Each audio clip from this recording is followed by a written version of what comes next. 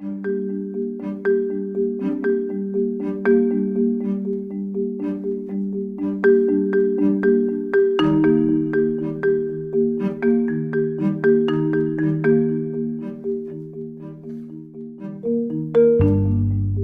evening, everybody. It's been an incredible couple of days, an incredible day today. Many of you coming back from the Pentagon and the CIA for some very exclusive briefings. Welcome to this special evening with New York Times Foreign Affairs columnist Tom Friedman. I'm Bill Clifford, President of the World Affairs Council of America. You've seen me up here too many times this week, I'm sure, so I'll be exceptionally brief. We started this conference on Wednesday evening with Senator George Mitchell saying that America, despite its many imperfections, is still the most free, the most open, and the most just country in the world. We remain the dominant power and will continue to do so far into the future, but for some reason, we are very angry and fearful. Mr. Friedman has written a book, Thank You for Being Late, which gets at how to live in the 21st century. And he says that nations and individuals must learn to be fast, fair, and slow. I'm curious about that. Tom is a 3-time Pulitzer Prize winner, and he's written 6 previous books, the latest being Thank You for Being Late. Tom, thank you for being here. Thank you. Here, I'm going to grab my water. Thank you. Thank you very much. It's a treat to be here. World Affairs Councils, you are my people. Thank you for what you do. What I thought I'd do is just take about 30 minutes to give you a kind of summary of the book that comes out on Tuesday, but you got advance copies. I'm very happy to see. And then we can open it up for questions. So the first question I always get when people see the title of the book, Thank You for Being Late, is where does the title come from? Thank you for being late. That's,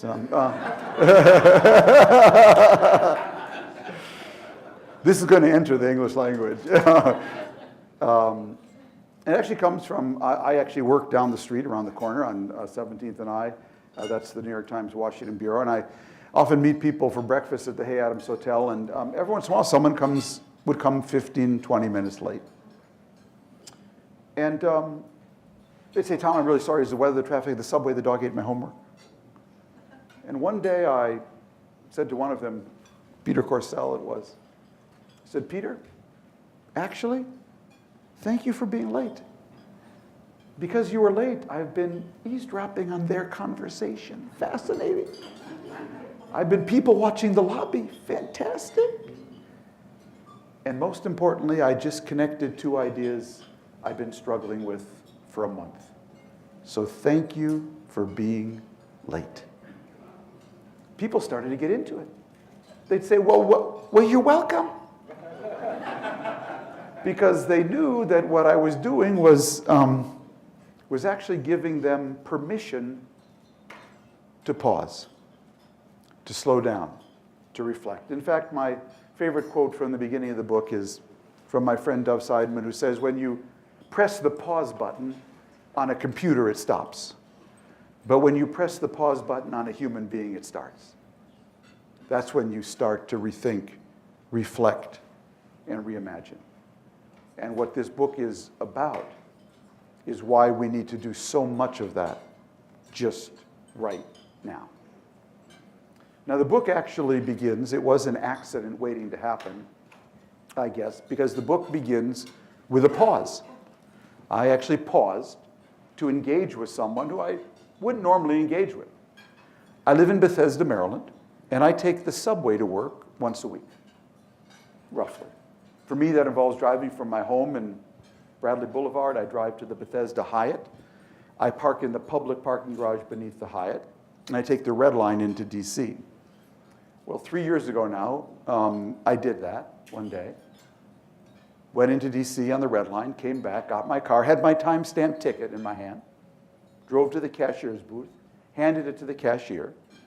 He looked at it and looked at me and said, I know who you are. I said, great. He said, I read your column. I said, great. He said, I don't always agree. I thought, get me out of here. Actually, I said, well, that's great. It means you have to check. And then I drove off. A week later, I took my weekly trip, subway, DC, back, car, timestamp ticket, cashier's booth, same guys there. This time he says, Mr. Friedman, I have my own blog. Would you read my blog? I thought, oh my God, the parking guy is now my competitor. What just happened? So I said, write it down for me, and I'll look it up. So he wrote down on a little cashier's white piece of paper, odenambi.com. I went home, I called it up on my computer. Turns out he's from Ethiopia, writes about Ethiopian politics from a very pro-democracy point of view. So I thought about him for 4 or 5 days, and I decided this was a sign from God. I should pause and engage this guy. Now, the problem was I didn't have his email address, so the only way I could engage him was park in the parking garage every day, which I did for 4 days, and finally we overlapped. In the morning, 7 a.m., I parked under the gate so it wouldn't come down. I said, Ayile, I know his name now. I want your email. I want to send you a message. That night, I sent him a message in which I basically said, I have a proposition for you. I will teach you how to write a column if you will tell me your life story. I repeat all our emails in the front of the book. Some of them are quite funny. And he basically said, I see you're proposing a deal. I like this deal. So he asked if we could meet near his office at Pete's Coffee House in Bethesda. And we arranged to do that 2 weeks later. And over the course of 3 meetings, I prepared for him a 6-page memo on how to write a column. And he told me his life story. Ethiopian immigrant, I won't go into that in detail. Political activist, was blogging on Ethiopian websites, but they weren't fast enough. So he decided to start his own blog, and now, Mr. Friedman, I feel empowered. I then presented him with a memo, which again, we went over 3 times, 3 different visits, on how to write a column. And obviously, through him, I'm talking to the reader. This is a proxy for how I look at the world. If the world is a big data set, what I'm about to share with you is my algorithm, how I go about understanding it. So I explained to him that a news story is meant to inform, but a column is meant to provoke. I could write a news story about the World Affairs Council's conference. It can be better or worse, you will decide. But a column is different. A column is meant to provoke. I'm either in the heating business or the lighting business. That's what I do. I either do heating or lighting. I'm either stoking up an emotion inside of you or I'm illuminating something for you. And if I do it really well, I do both.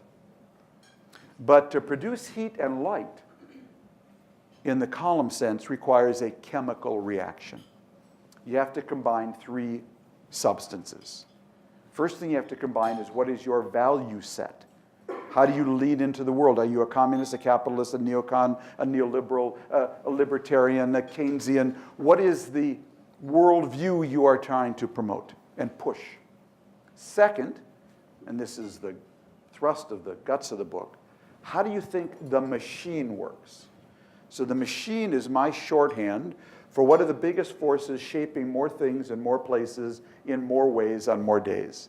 Because as a columnist, what I'm always trying to do is take my value set and push the machine in that direction. But if I don't know how it works, I either won't push it or I'll push it in the wrong direction. So I'm always carrying around in my head a working hypothesis of how the machine works. What are the big gears and pulleys shaping the world today? And lastly, what have you learned about people and culture? How the machine, when it moves, affects people and culture, and how people and culture come back and affect the machine. Mix those together, let it rise, bake for 45 minutes, and if you do it right, you will produce heat or light. Well, the more I engaged Ayile and tutored him, I had never put all this together before until our encounter. The more I sat back and said to myself, well, if that's what a column is, what's my value set?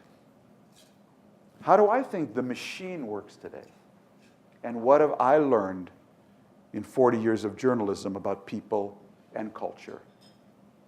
And that's what the book is about.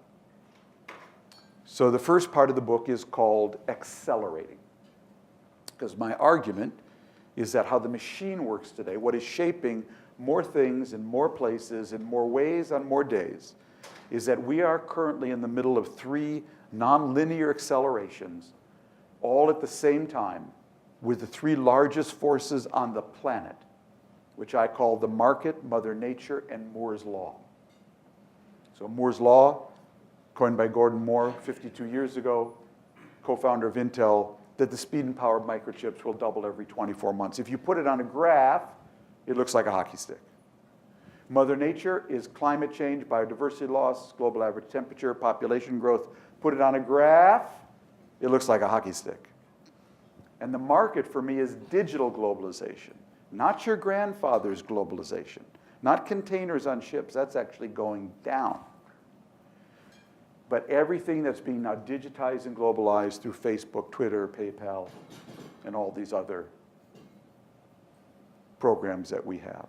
Put it on a graph, digital globalization, it looks like a hockey stick.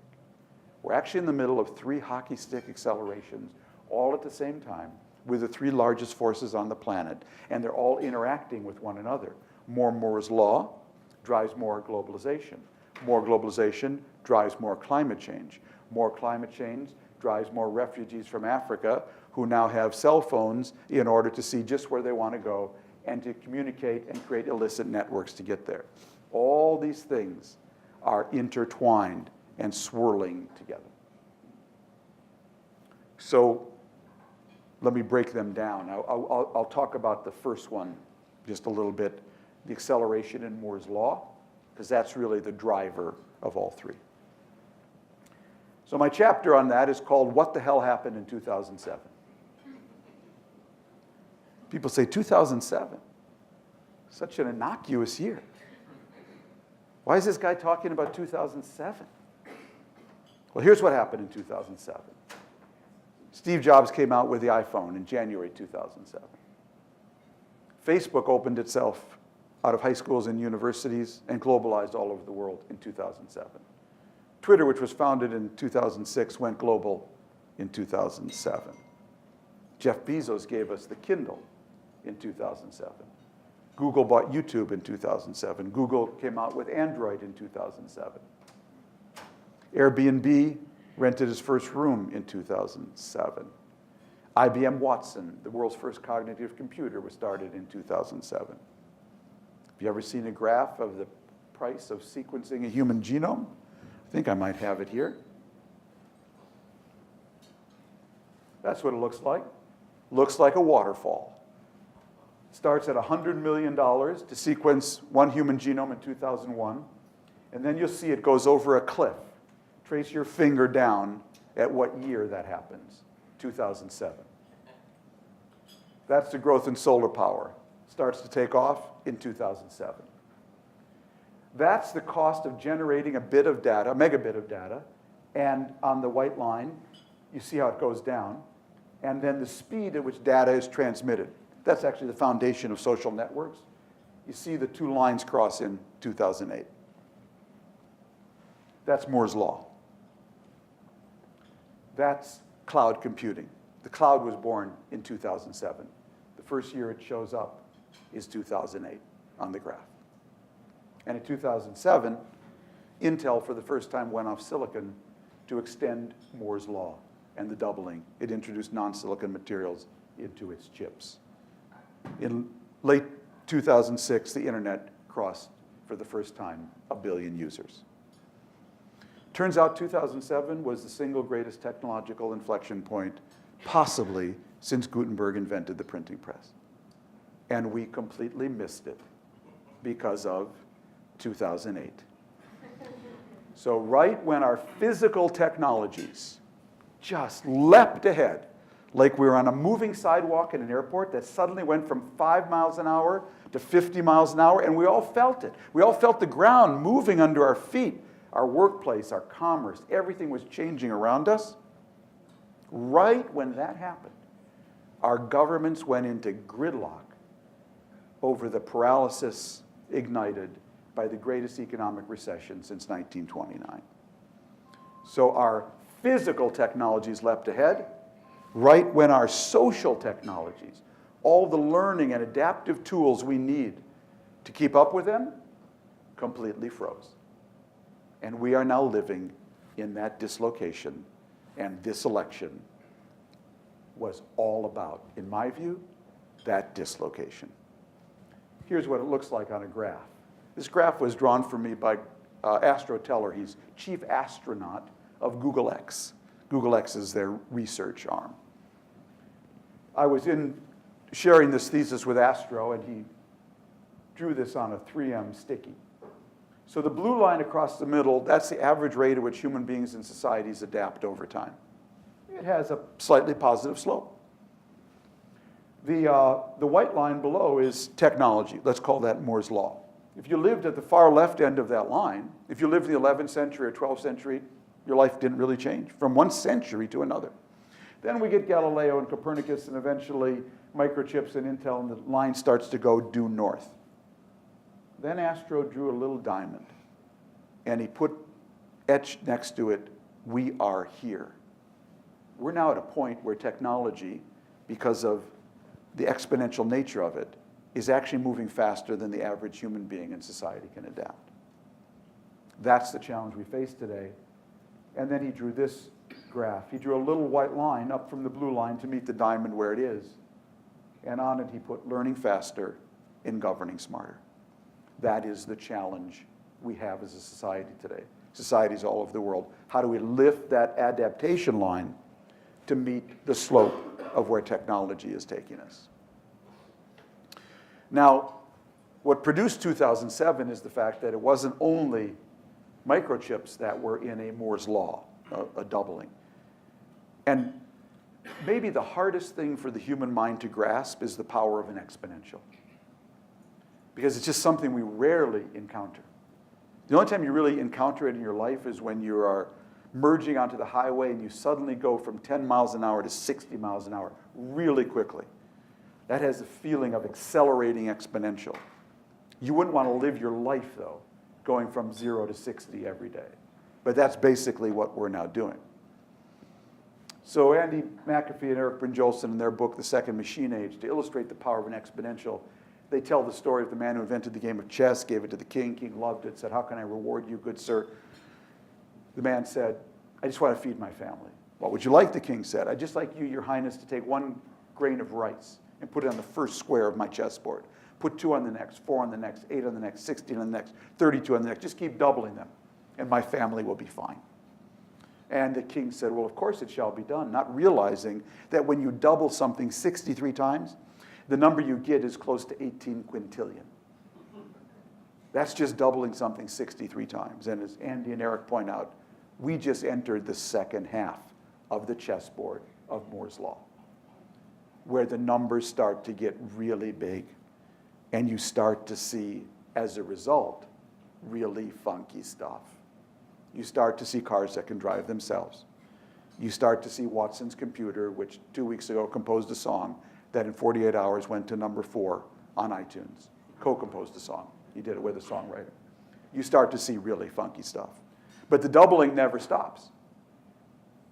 And that's the challenge we face now, when you're in the second half of the chessboard. Intel, to convey the power of an exponential, once had its engineers sit down and take a 1971 VW Beetle. And they asked themselves, what if this Beetle improved at the same rate of Moore's Law? And they determined if it did, today that Beetle would go 300,000 miles per hour. It would get 2 million miles per gallon, and it would cost 4 cents. You'd be able to drive it your entire life on 1 tank of gas. That's the power of an exponential, and that's what we're in the middle of. Now, what happened basically is Moore's Law, the microchips were on this Moore's Law curve, software is on this Moore's Law curve, storage is on this Moore's Law curve, networking is on this Moore's Law curve, and sensing is on this Moore's Law curve. And essentially what happened is all of these accelerations merged in 2007 and created an incredible amplification of power, the power of individuals, the power of machines, and the power of the flow of ideas through something we call the cloud. The cloud.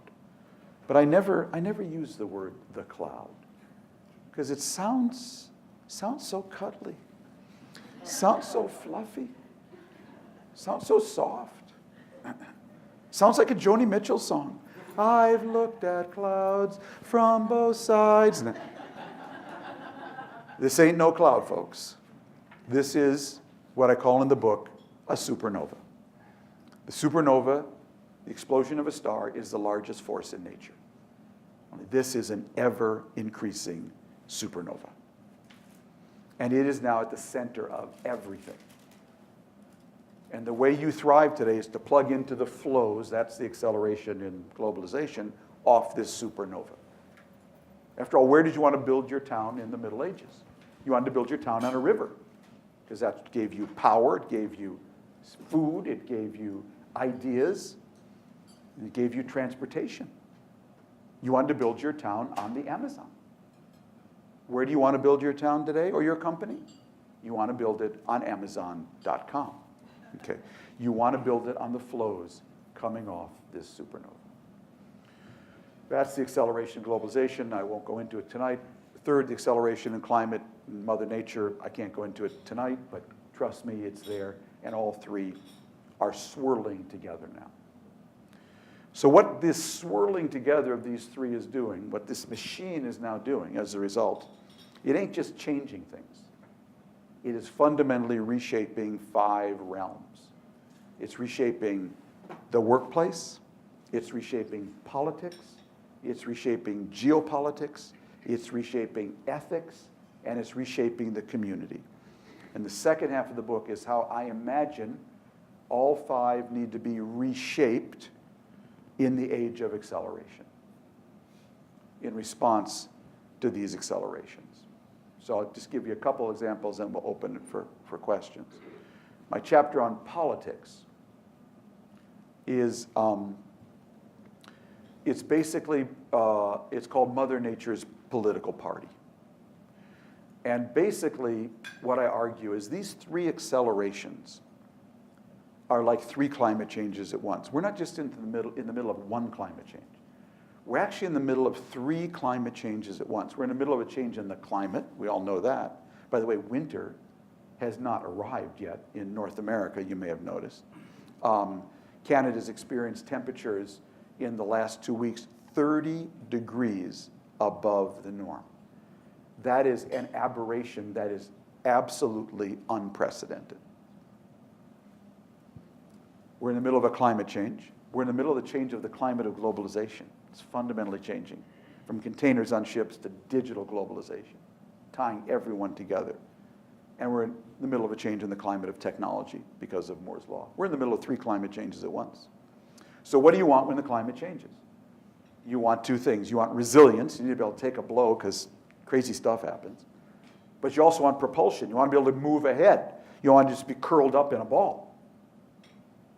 So as I worked on my book, I thought to myself, who do I interview about how you get resilience and propulsion when the climate changes? Then I realized I knew a woman. She's 3.8 billion years old. Her name's Mother Nature, and she's dealt with more climate changes than anybody. So I sit her down and I interview Mother Nature. Mother Nature, how do you build resilience and propulsion when the climate changes? She says, well, Tom, everything I do unconsciously. But here's how I do it. First of all, she says, I'm incredibly adaptive in a brutal way through natural selection. Secondly, she says, I love pluralism. I love diversity. I try 20 different species, you see who wins. My most diverse ecosystems are my most resilient ones. Third, she says, I'm incredibly sustainable. Everything is circular. Everything is food. Eat food, poop seed. Eat food, poop seed. I'm very sustainable. Fourth, she says I'm incredibly entrepreneurial. Wherever I see an opening, I fill it with a plant or animal perfectly adapted to that niche. Fifth, she says I'm incredibly patient. Nothing strong, not an elephant or a baobab tree. You can't rush their gestation. You have to be patient. 6, she says, I believe in coevolution. I put the right bees with the right flowers, the right trees with the right soils. When things co-evolve, they're much more resilient. And lastly, she says, I do believe in the laws of bankruptcy. I kill all my failures. I return them to the great manufacturer in the sky, and I take their energy to nourish my successes.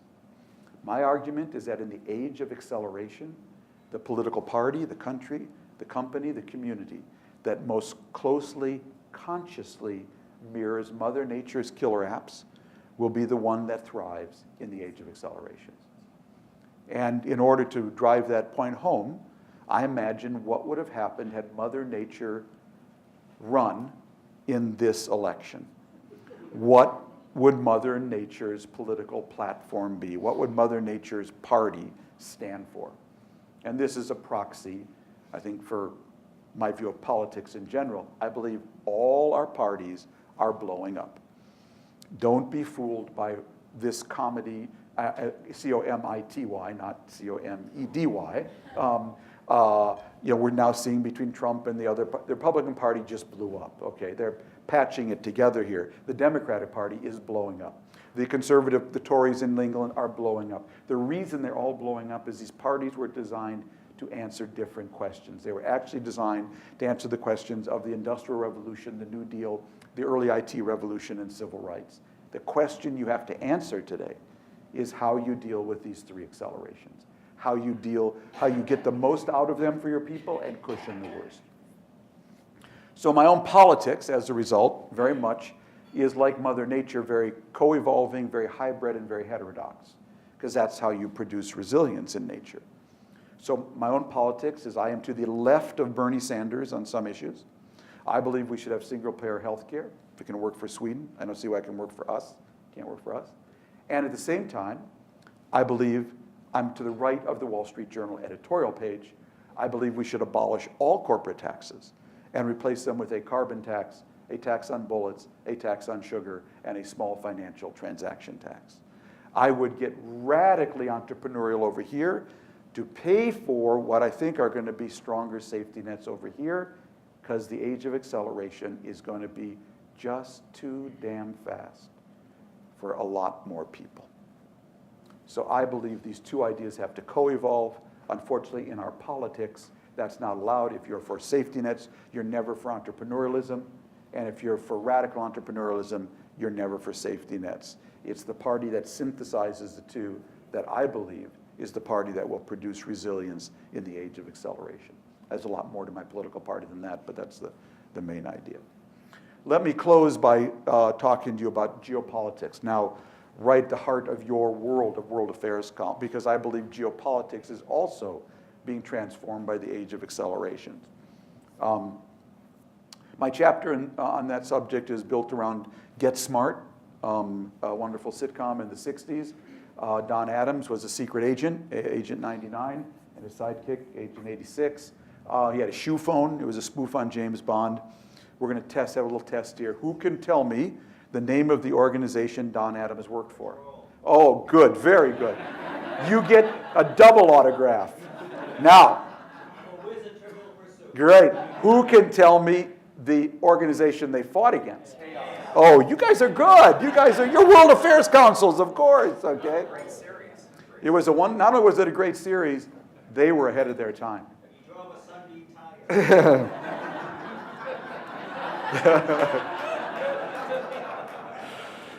That show was ahead of its time because I believe the new divide in the world is no longer east, west, north, south, communist, capitalist.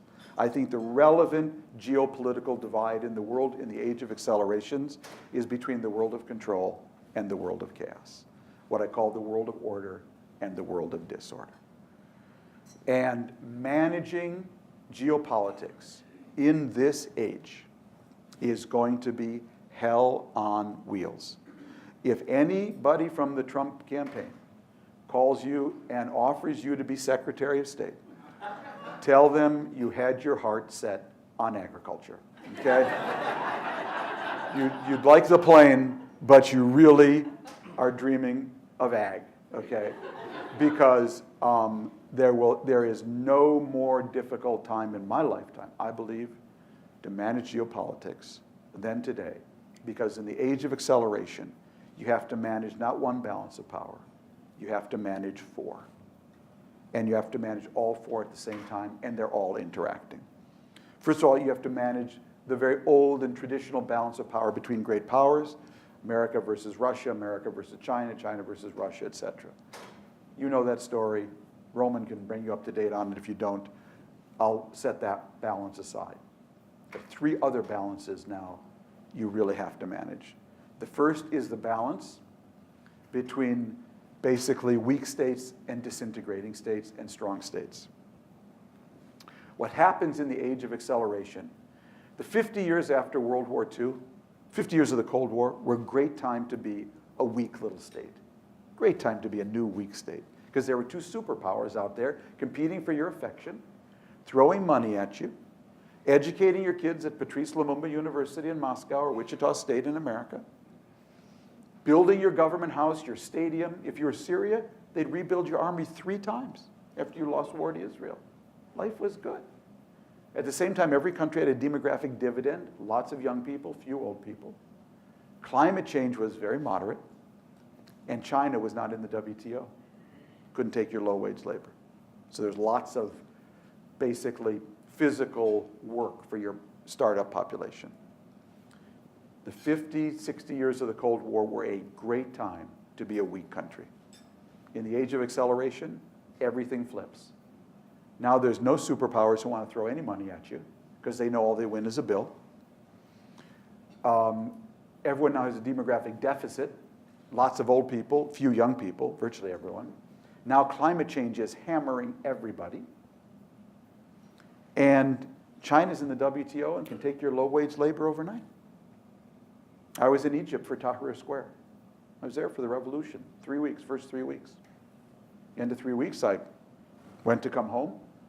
Been away from my wife for 3 weeks. I'm in Cairo airport. I go into the Treasures of Egypt souvenir shop. Buy Mrs. Friedman a little souvenir to remind her where her honey was. Let's see, what do they have here? Pyramids, ashtrays. Mrs. Friedman doesn't smoke. Oh, what do they have here? They have a stuffed camel, and when you squeeze its hump, it honks. Mrs. Friedman doesn't have a honking hump camel. So I purchased the honking hump camel. I take it to the cash register. I turn it over. What does it say on the bottom? Say it with me now. Made in China. Yeah. You're the lowest wage country in the Eastern Mediterranean, and there's now a country half a world away can make your honking hump camel cheaper, faster than you can. By the way, they made the pyramids ashtrays as well. Ship them and bring the money home for a profit. So what's actually going on in the age of acceleration is all these weak states are coming unglued, and we're just at the beginning. Some we toppled, others toppled themselves. And the first to go are those whose borders are primarily straight lines, because they're the most artificial. They're like trailer homes in a trailer park. They're built on a slab of cement with no foundation and no basement. And my accelerations are like a tornado. And what you are seeing in the world today is a tornado going through a trailer park from West Africa to the border of India. And it's just starting, and it's creating a vast zone of disorder. And what you are seeing today are tens of thousands of people trying to get out of the world of disorder into the world of order. And right now, the main dividing line is the Mediterranean. But we have our own mini version going on in our hemisphere. 2 years ago, we got 52,000 orphans in 1 year from Guatemala, Honduras, and El Salvador. It's just the beginning. How we stabilize this world of disorder, in a post-imperial age. Because in the old days, you counted on imperial power to move in. You counted on the Ottomans. You counted on the British and French. But now there's no one who wants to put their hands on this hot stove. And the people in these places do not want a Live Aid concert. They can see us on their cell phones, and they want to come our way. This is going to be a huge challenge, and it underlay the immigration pressures that drove both Brexit, and our election here. Then there's another balance you got to manage. That's the balance between makers and breakers. When you get this acceleration, it's an amazing time to be a maker. Boy, if you want to make something today, you were born at the right time. 3D printing, globalization, you can start a company that's global overnight, customers global, suppliers global. It's, it's fantastic. Unfortunately, when the world is good for makers, it's wonderful for breakers. It's wonderful for breakers. Yes, Donald Trump can sit in his bedroom in his pajamas and now directly tweet to 15 million people. Get his message out. Forget the New York Times. Unfortunately, so can ISIS from Raqqa province. Same technologies. When it's good for makers, it's fantastic for breakers. And managing this balance of power is, again, going to be extremely challenging. Then you've got a third balance you've got to manage. That's the balance between integration. When the world gets this globalized, we aren't just interconnected. We are now interdependent. And when you become as interdependent as we are now, it creates a geopolitical inversion. Your friends, first of all, can kill you faster than your enemies. If Greece goes bankrupt, trust me, everyone in this room will be affected. Greece is a NATO ally. They're in the EU. Greece can kill us today by its weakness, not its strength. And the other inversion you get is your rivals falling becomes more dangerous than your rivals rising. I don't know about you, but if China takes another island in the South China Sea, don't quote me on this, but I couldn't care less. If China's stock market falls 1,000 points tomorrow, it will affect everything from the cost of the shoes on your feet to the mortgage on your house. China's collapsing is so much more dangerous to us than China's rising. Putin's collapsing, Putin's rising, it's terrible, but Putin's collapsing? Imagine what that looks like, spilling nuclear scientists and nuclear weapons onto the world stage. So how you manage that balance, extremely tricky. So mama, don't let your daughters grow up to be secretaries of state, okay? This is the worst time ever to be Secretary of State of the United States and manage those four balances at once. Don't worry. We've got the president who's going to do it, okay? And they're putting the team together right now. That's what they really have to do in the real world. So let me just end by saying my book has a theme song. I've just given you a little taste. It's a 457-page book. I actually thought of buying this song. It's by one of my favorite singers, Brandi Carlile, the great country folk singer. The song is called The I, E-Y-E. I wanted to buy it so when you open the book, it would play the song like a Hallmark card plays Happy Birthday. And I believe it's the anthem of our time. The main refrain, the song is called The I, E-Y-E. And the main refrain is, I wrapped your love around me like a chain, but I never was afraid that it would die. You can dance in a hurricane, but only if you're standing in the eye.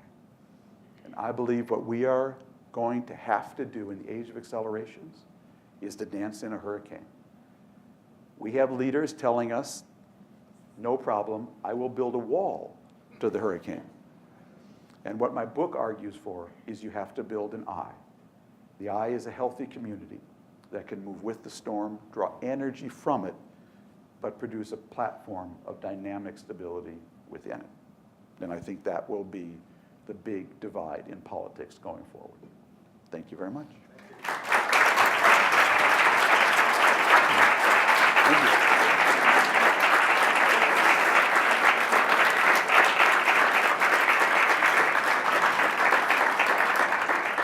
So we have time for a few questions, and then I'll let you eat. Right now I'm the only thing standing between you and dinner. Yeah, all the way back there. I'll get your book, yeah. I'd like to say thank you for uplifting. Yes, I can. By the way, I can ruin any dinner party. I do weddings. I do bar mitzvahs. So whatever you like. Okay. Jim Clark from Dallas. Dallas World Affairs Council.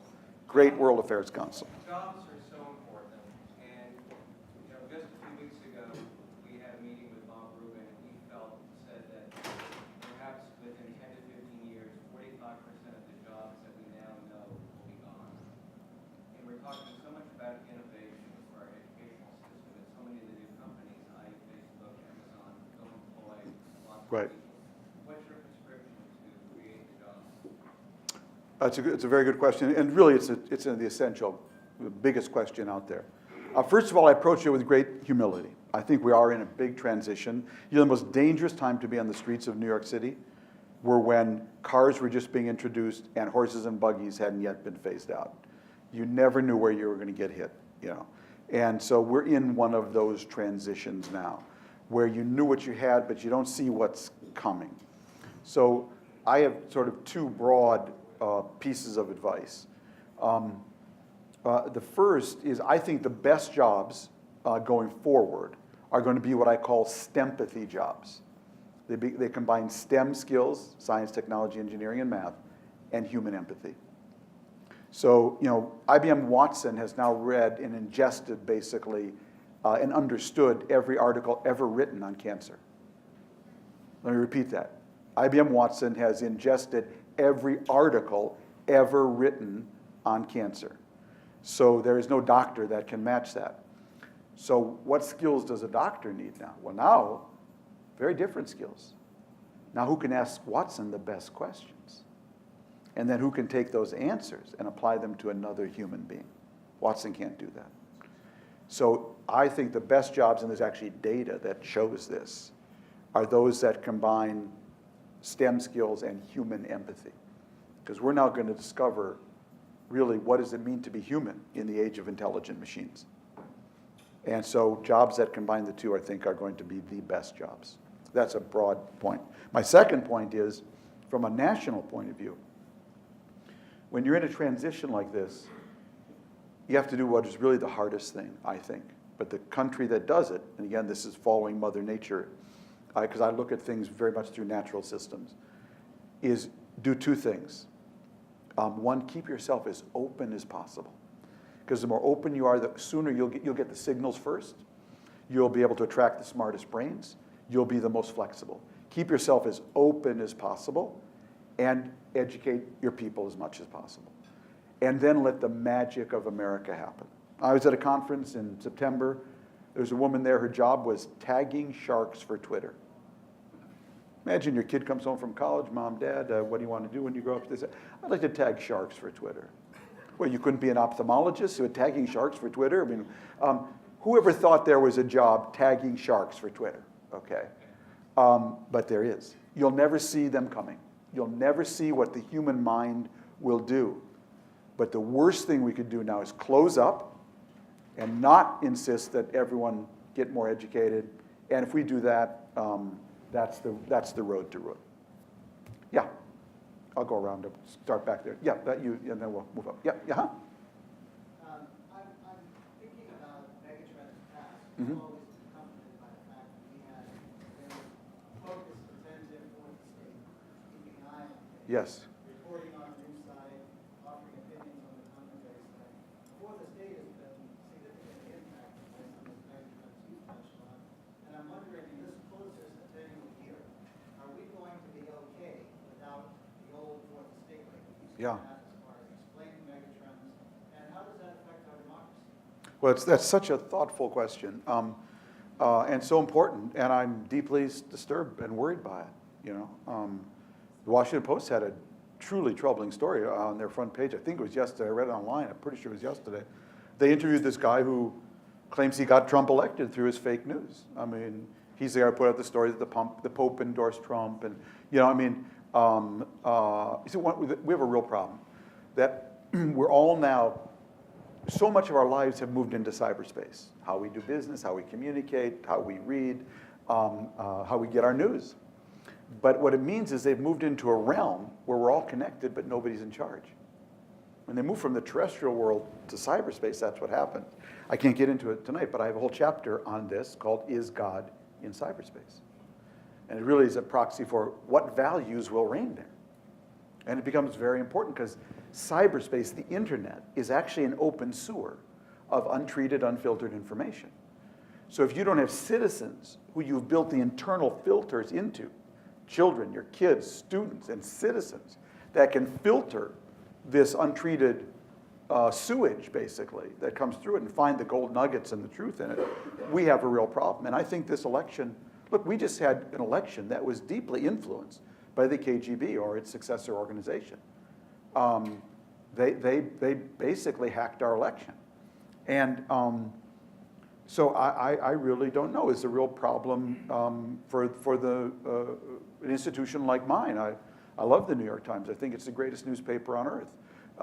We make mistakes like any other newspaper, but we take our mission still seriously of checking facts and reporting without fear of favor. We're going to be a #1 target of this next president, and Jeff Bezos and the Washington Post. And so it's going to be a real challenge, and I don't have a simple answer for you. Other than that, it means why education and critical thinking is so important. So when you see a story that says the Pope endorsed Donald Trump, your first reaction is to not to retweet it, but to say that's ridiculous. I'm sure that didn't happen. But our elections every year get more and more like American Idol, and our forefathers did not believe in popular democracy. They believed in representative democracy, that the will of the people should be filtered through elected representatives. Now, they had a very constricted view of what that should be, land-owning white men. And we've broadened that, thank God. But there is a reason we designed this system the way we did. One of the ladies right here, yeah. Barry Boyer from Worcester, Massachusetts. I'm wondering about how the gap between haves and have-nots fits into what you're thinking. Sure. And what the relevant currency is in this hurricane atmosphere. Right. Another good question. So I talk about this in the book.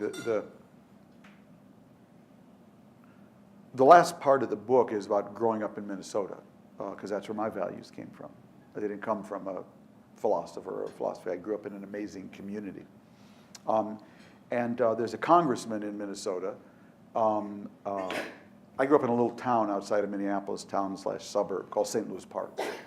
And I grew up with the Coen brothers, Al Franken, Norm Ornstein, Michael Sandel, Alan Wiseman, Peggy Ornstein. That's right, exactly.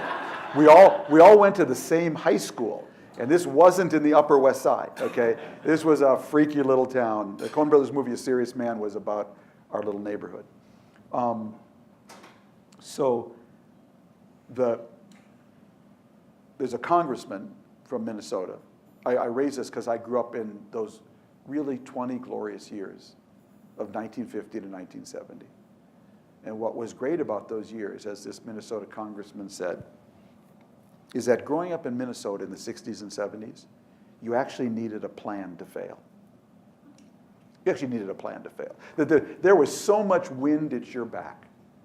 If you were an average worker with just a high school degree, let alone a college degree, you actually needed a plan to fail.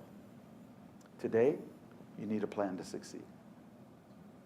That's the whole difference in the age of accelerations, because average is officially over. What average got you in the 60s and 70s, and what average gets you today, it just are now miles apart. So I don't have an easy answer for that question. The fact is, a lot of us who grew up then were spoiled by that era. We came to think that as the norm. And we're all looking, somebody pointed out in an article that I remember who wrote it, that the most important part of Trump's phrase, "Make America Great Again," was actually the word again. Okay. I was in central Iowa last night at Cornell College, and a guy came up to me and said, "Look, this place is surrounded by Trump voters, this town, and they're all looking for one thing, that he's going to take us back to 1965 and that the railroad's going to come through town again." And that word again, and by the way, I sympathize with these people, but the fact is, you need a plan to succeed today. Reid Hoffman, the co-founder of LinkedIn, wrote a very good book. I like the title. It's a very good book. It's called The Startup of You. Because everyone needs now the startup of you, I profiled I don't have time to go into it tonight, but I have a chapter called How We Turn AI into IA, How We Turn Artificial Intelligence into Intelligent Assistance, ANCE, Intelligent Assistance, ANTS, and Intelligent Algorithms in order to lift every worker to meet the challenge that you've raised. But I talk about the new social contract at AT&T. I profile AT&T's Human Resources Department. And just very briefly, the motto of AT&T is you can be a lifelong employee here now, just like in the 50s, but only if you're a lifelong learner. That is the new social contract. And we'll help you be a lifelong learner, but you got to do it on your own time. So in other words, more will be on you. And that reality is what's sinking into people, and it's just too damn fast for some people. And that's what these accelerations, that's what's going on. And I think it's got people unmoored because it's just too fast for a lot of them.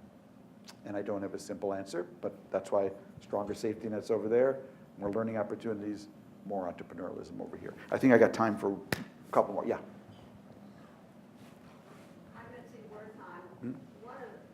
I'm old. Uh-huh. So one of So am the I. observations that I've made was when corporations decided they were going to reward their leaders by the stock price. Right. I was at IBM at the time. I remember reading this in the Wall Street Journal. I said, this is going to be awful. What I find so depressing is that when the value of individuals is how much they earn, how do we change that? I mean, I'm looking for ways to get people to get back into the community, to care about others, to give others a sense of respect Yeah.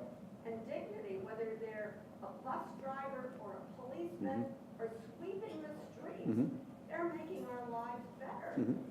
How do we get the rest of the public to recognize that and get into that game? Well, I really admire your aspirations. I think you're really right, too, by the way.